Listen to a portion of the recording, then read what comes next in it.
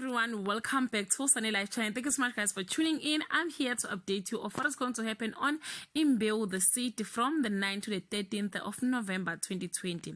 Mandlovu isn't happy with Zethu and plans to give her a peace of mind, but her rage falls away when she arrives and sees that Zethu has had her baby. Celiwe's online lover shocks the family and they try to talk some sense into her. And Kulego pressures Nirupa to get information he needs from Mazulu.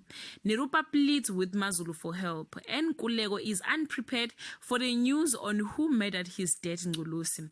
Elsewhere, Menzi is frantic when he finds out that Violet tried to commit suicide. Guys, this is all I have for today. You can leave your comment below and share your thoughts. If you want the full episode, I will leave the link on the comment section. Bye.